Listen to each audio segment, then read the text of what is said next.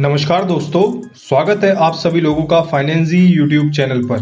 अगर आप पहली बार चैनल पर आए हैं तो चैनल को सब्सक्राइब जरूर करें और साथ ही बेल नोटिफिकेशन ऑन कर दें और मैं वादा करता हूं ऐसी इन्फॉर्मेटिव वीडियो आप सभी लोगों के लिए लाता रहूंगा।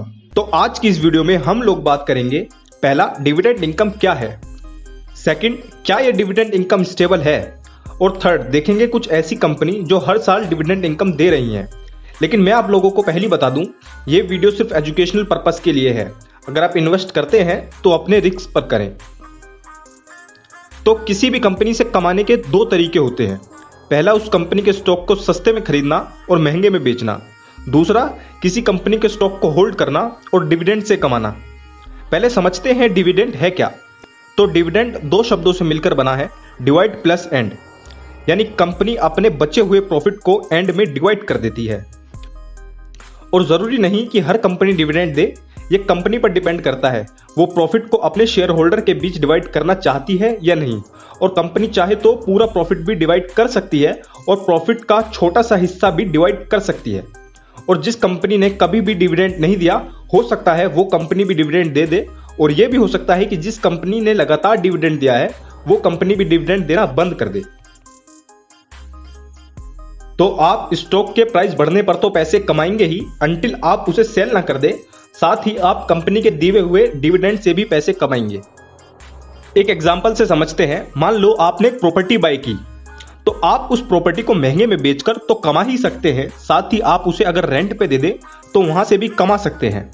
और जबकि एक प्रॉपर्टी लेने के बाद आपको मेंटेनेंस का चार्ज भी देना पड़ेगा, लेकिन एक बार आपने स्टॉक बाय कर लिया तो उसमें कोई मेंटेनेंस चार्ज नहीं देना पड़ता। अब देखते हैं क्या डिविडेंड इनकम स्टेबल है या नहीं। तो बहुत सारे लोगों को डाउट होता है कि क्या डिविडेंड इनकम स्टेबल है या नहीं। क्या अगर कंपनी को प्रॉफिट नहीं हुआ तो हमें डिविडेंड नहीं मिलेगा? तो आप लोग बिल्कुल सही हैं, लेकिन आप लोग उन कंपनीज में इन्वेस्ट कीजिए जिन कंपनी के प्रोडक्ट आप खुद यूज कर रहे हैं। जैसे आप लोगों ने हिंदुस्तान यूनिलीवर का नाम तो जरूर सुना होगा। अगर नाम भी नहीं सुना तो आपने इनमें से कोई ना कोई प्रोडक्ट तो यूज किया ही होगा। जब तक आप कंपनी के प्रोडक्ट यूज कर रहे हैं, इन्वेस्ट कीजिए, और जिस दिन करना बंद कर दें, इन्वेस्ट मत कीजिए।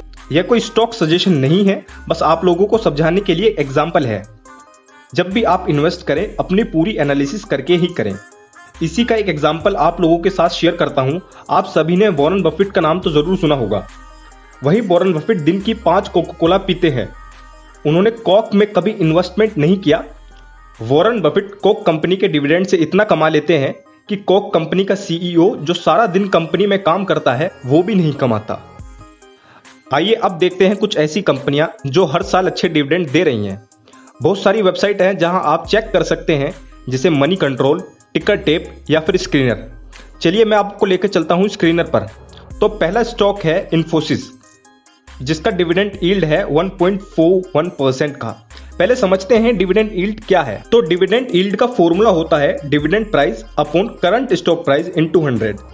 मान लो किसी एक कंपनी ने डिविडेंड दिया 10 रुपए और उसका स्टॉक प्राइस है 100 रुपए, तो उसका डिविडेंड यील्ड होगा 10%।